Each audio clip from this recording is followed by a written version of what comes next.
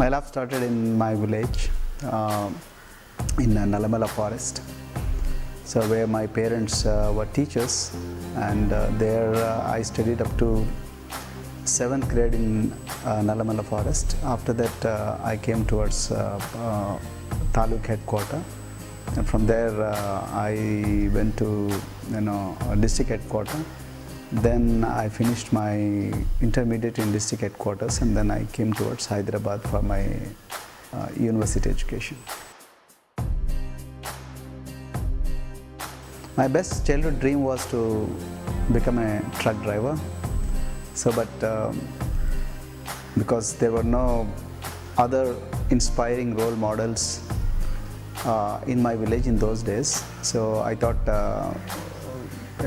as you know, all the children, particularly boys, will have a passion towards wheels and passion towards anything that moves, and usually the only thing that moves with machine and making a lot of funny sounds was the vehicle, and then the person behind the wheels was a truck driver, and then he was very much accessible. So we thought once we grow up, we should become truck drivers.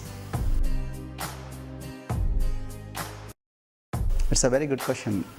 So I actually, after I crossed my 7th grade, and then my mom realized that I'm getting into a different ecosystem, and my parents thought I should become much better than both of them put together. So they shifted me to a different ecosystem. So I was shifted to urban area in the erstwhile Andhra Pradesh. So there I did my intermediate in district headquarters, that is Kurnool. So because in my villages in Mahbub Nagar there was no good education, so there I could meet a lot of people who are from the same ecosystem. So and doing very good work. I met a doctor, I could meet an engineer, I could meet a degree college lecturer, and then junior college lecturers, and again they're from a very poor background. So I slowly realized, because of the mentoring and then because of my continuous contact with them, that there are so many things that I can do in this world, not merely a truck driver. So I thought I am much more capable of doing better things in my life. So they guided me. Then I could get very good marks in intermediate, although there were a lot of difficulties during my education.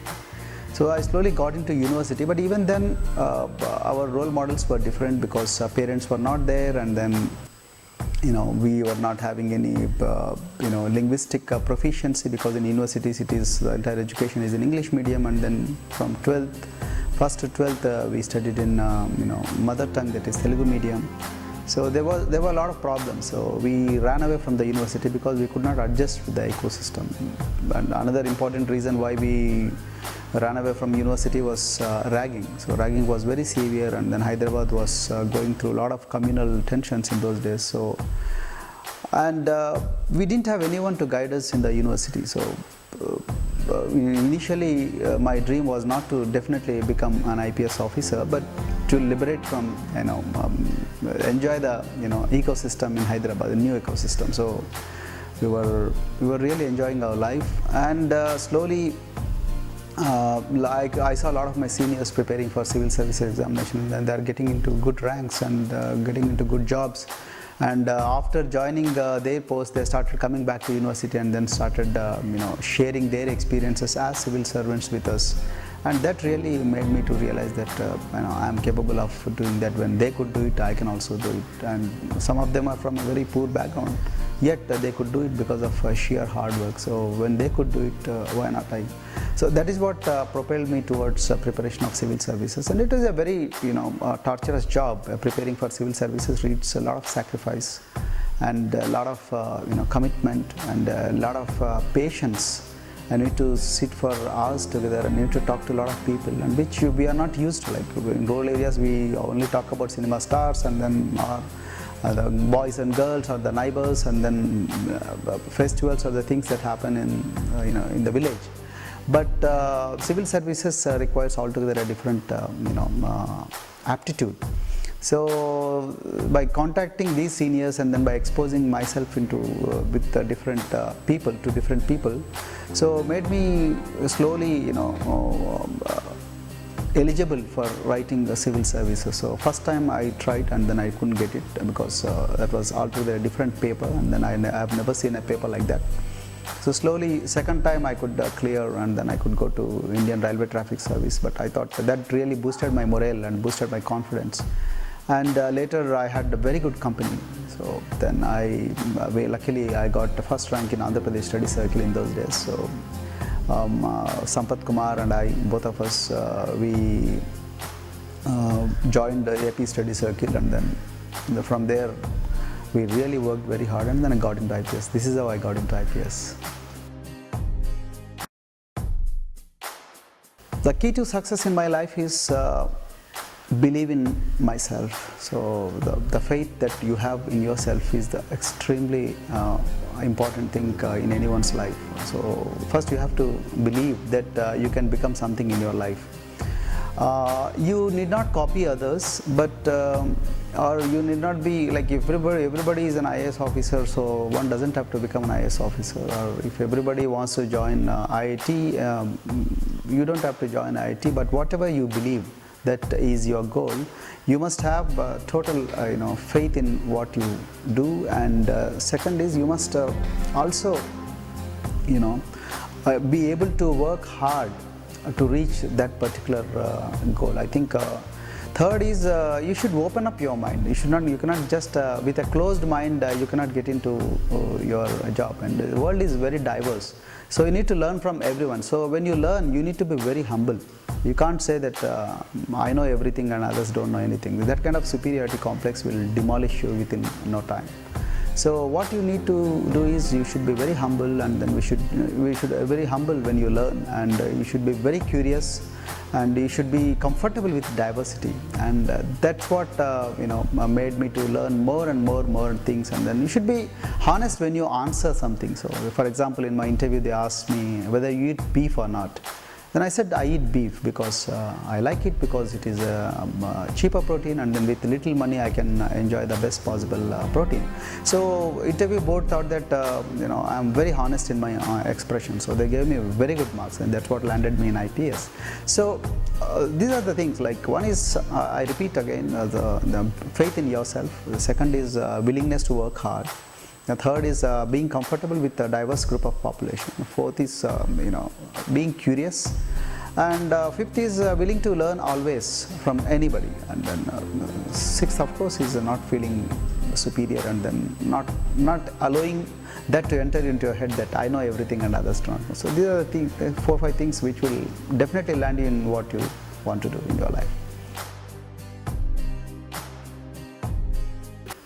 I feel really excited, but let me also clarify that to run an organization like this is not a very difficult job. So administration is not a rocket science. It all depends on your exposure, your passion.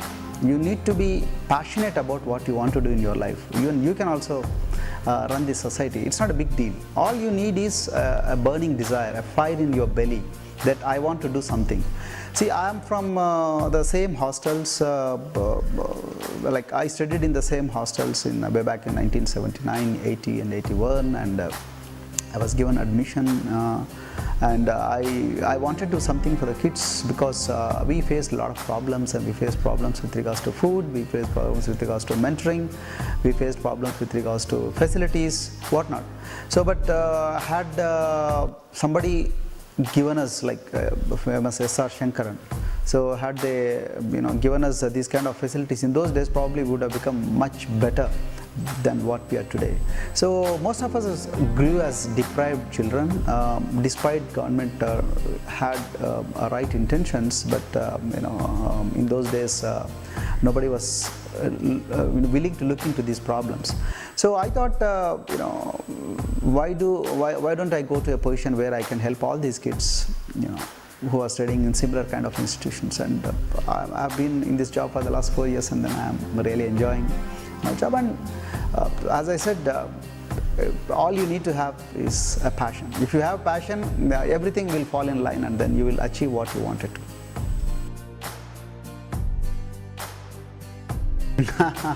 It's a very interesting question. First of all, I am also like you. I don't think I'm worth emulating. And I thank you for this statement. But I don't live just to become a role model. I live my life. That's it. I run a lot. I read a lot. Then I play with my kids whenever I get time, if at all. And then now, fortunately, now my family size has grown into 2 lakhs. Earlier I had only 2 children. We used to think that we have only 2 children. Now we have 2 lakh children, so we can go to any school and then we can play with any of the kids and then we can work for those kids. So that gives me a real happiness. So I read a lot, and I write. I run a lot whenever I get any time, and then I go to schools and I go to different places. And oftentimes I also sit in the classrooms and then learn from the teachers, and oftentimes I also learn from the students. So that keeps me really motivated. And if somebody takes me as role model, I think I'm very happy about it. That's one of the best things that can happen to me as a human being.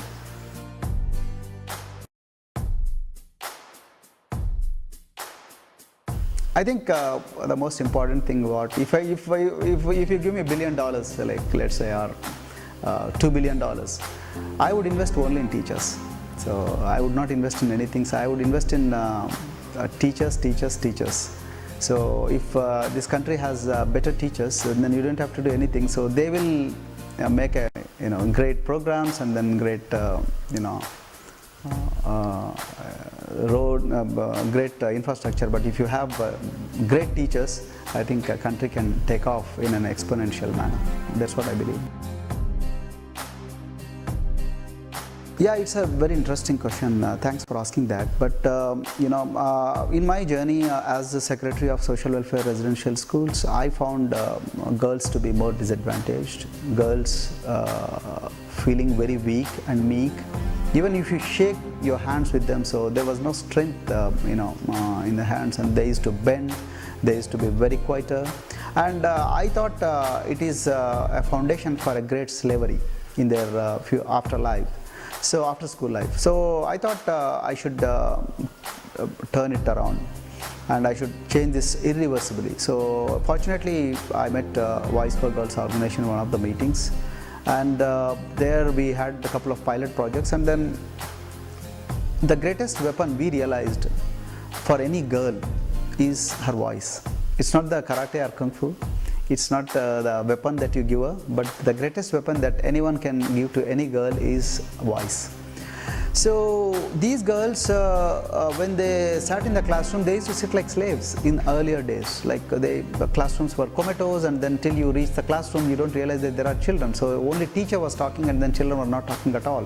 So that was kind of an alternative slavery. So we realized that we should make them speak up. So we partnered with these organizations, and then we conducted a lot of summer camps, and then we engaged about 10,000 children, and we called children from students from Hyderabad Central University, then all top-notch colleges from Hyderabad and other districts, and we made them to talk to the children as if they are their own sisters. And then this became a game changer, and then the children were told as to how to aspire in their life, then how to choose the role models, 3, how to understand their bodies, and 4th, in adolescence, body undergoes a lot of changes because of the hormones and these things, and how to understand the changes in those bodies, and then how to navigate in the real world.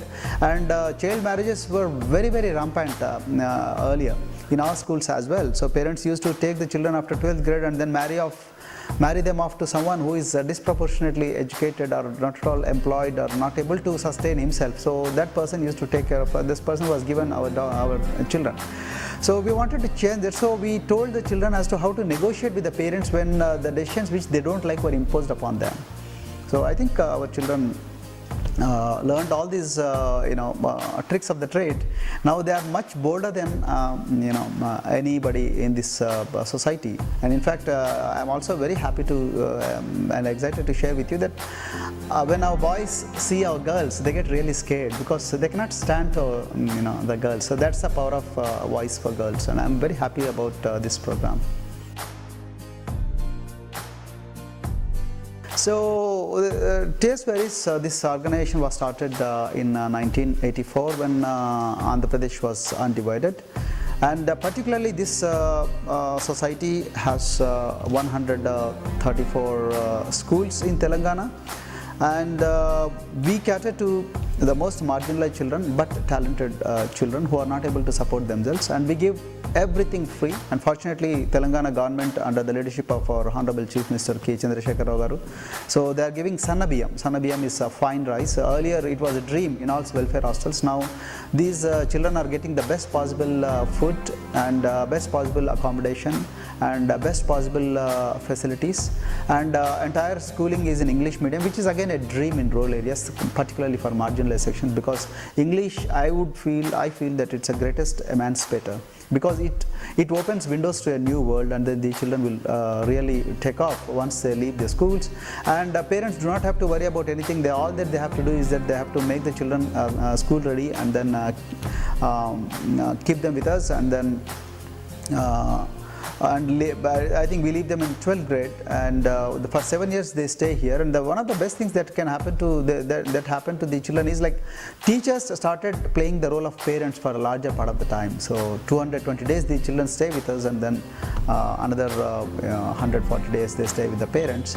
So it's a continuous journey, and then they at the end of their tenure they attain the personality of the teachers rather than the parents to a greater extent. I think this has really, this has produced a lot of IAS officers and then IPS officers, doctors and engineers, and a lot of teachers, nurses, police officers, and the probability of failure in these schools is very, very low. That's the reason why Telangana government is investing heavily on residential schools, and that is what Recieved is all about. And you might be knowing that 2 children from our society has scaled Mount Everest, and then that girl Malawat Puna happens to be the youngest ever female to scale Mount Everest. Similarly, one guy by name Sundar Raju, he got a silver medal in International Yoga Championship in Kuala Lumpur.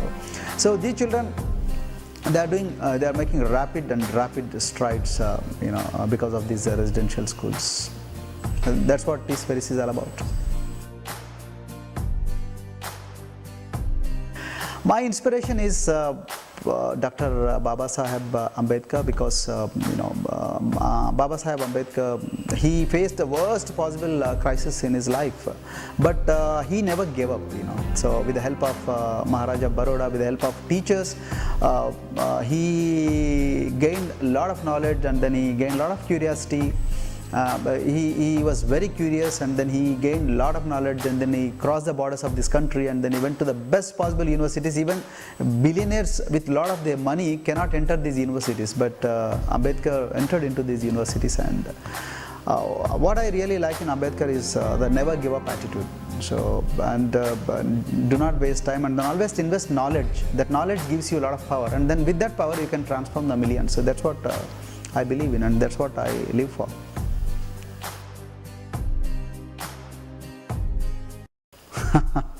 It's a very difficult question. In fact, I should be asking this question to you, but younger generation, I think they are very much focused. I'm very happy about it. The younger generation is shaping up very well, and all they need to do, if at all they have to do anything, is like they have to liberate themselves from dependence. That's the only thing that I want from younger generation. Every day, the moment you are out, and then no matter however well educated you are, so you are looking for someone to help you. I think they have to liberate from this mindset. You have to liberate yourself. There is nothing like self-liberation. There is nothing like there is no great sacred thing than self-liberation. Self-liberation is the greatest thing that can happen to today's youth. So we have to liberate ourselves. We don't have to depend on anyone.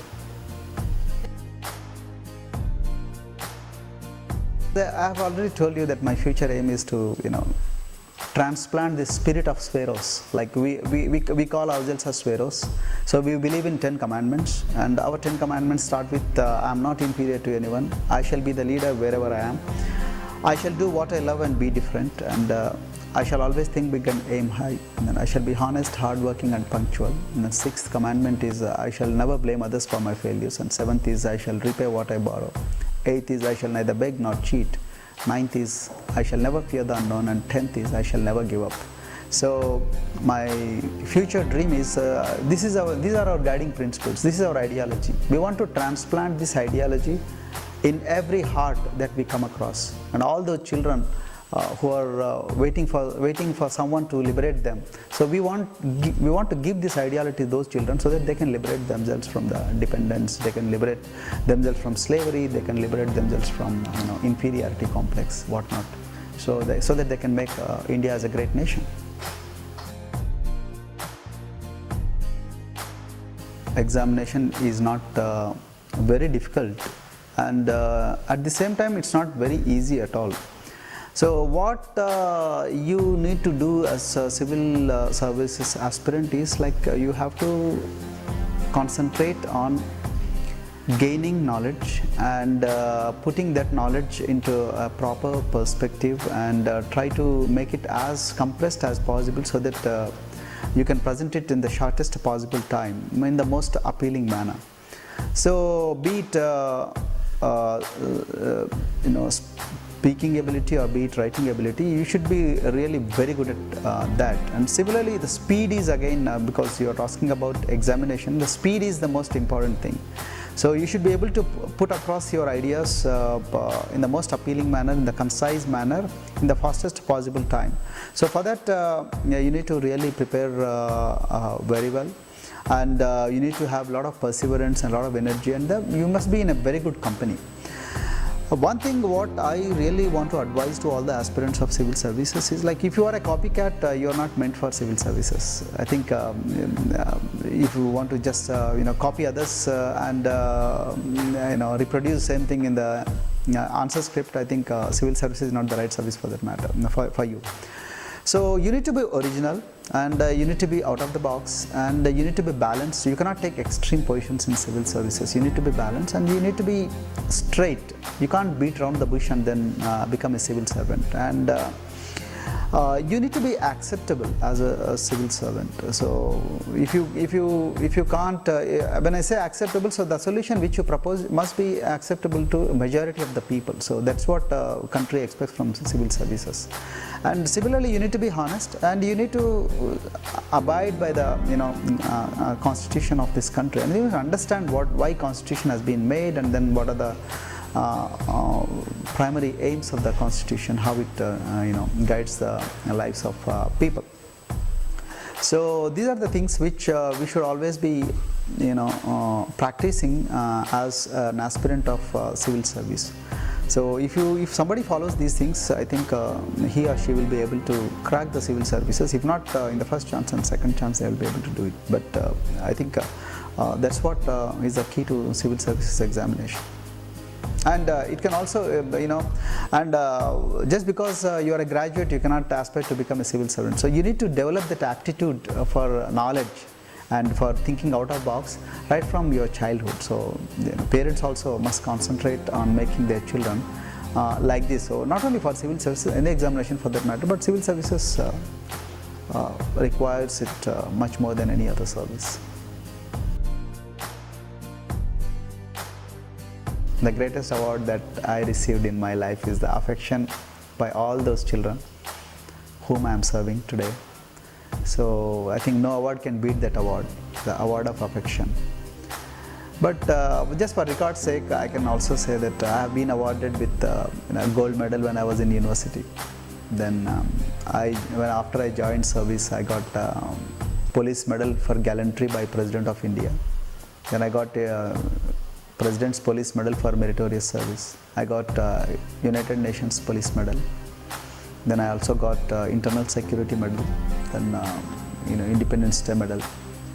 Then recently I was selected to Civil Society's Hall of Fame, and a lot of awards. So, these are some of the awards. But as I have told, the award that really keeps me always happy is the affection by all those 2 lakh children all across the state of Telangana and Andhra Pradesh and their families. I think that's the greatest thing that I can never forget. Not many students are committing suicide. I think I request you to correct your statement. Very few people are still taking that extreme step. But one of the most important things the current youth should realize is their life, they have been brought to this world by their parents with a purpose. So even parents do not have the purpose. You must realize this purpose once you grow up, once you understand the world and then your presence in this world. Then second thing is you must also have a goal, a very, very strong goal, a goal which is much bigger than your body, yourself, your life. So a larger than life goal will always keep you, working towards that goal. So if you put a smaller goal, once you achieve that goal, then your life is done. So that's why in our 10 commandments, we always put that fourth commandment is I shall always think big and aim high. So your aim should be such a powerful aim that keeps you always connected to your aim. So when you are connected, when you are concentrating on achieving particular aim or objective, the ideas of taking out one's life will not come at all. For example, we also faced a lot of situations of humiliation, depression, then discrimination, whatnot. In many things we have faced in our life, but we never allowed the idea of killing ourselves to come into our minds, because we realize that our life is very valuable, A. B, our goals are very high, so and we realize that we have not achieved goals yet. So that's why we thought, no, first let me achieve my goal, then we will decide. So that's what kept us going. So in other words, what I'm trying to say, if you have a very strong goal, A, B, and if you have information about how to achieve that goal, and C, if you have a role model, if you have a mentor who can help you reach that goal, I think suicides won't happen at all. They become rarity. So this is what current youth, if somebody is committing suicide, means he's making a desperate call to the world that, look, I am facing this problem, please help me. So if world doesn't step in, then probably this person might lose his life.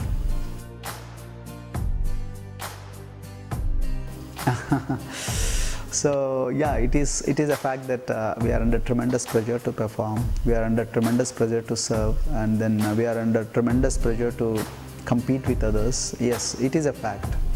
But one thing that can really beat or crack this stress is develop a strong, always detach yourself from the position. So when I say, suppose if I am an IPS officer, and then if I allow that IPS, those 3 words, Indian Police Service, to enter into my head, probably I'll be more stressed than anyone else. So our soul and our body are different from the role that we play in our everyday lives. So I am not only an IPS officer, but I am also a father. I am a son of a mother and father, and I am a brother to a family, and I am also a colleague to many of people, and I am also a human being. So once you realize your goal, once you realize your real self, probably the stress won't come at all. So in other words, you should also do something that makes you very happy. It could be, I said, running, it could be reading, it could be spending time with your kids, or it could be visiting places, it could be just sleeping. So it could be anything. So that gives you happiness. I think that's what is beating stress all about. Yes, I think it's a very great initiative, and you said yes, we inspire, but I would say yes, you inspire us. Thank you. It's a good website, and it's a great effort. Thank you.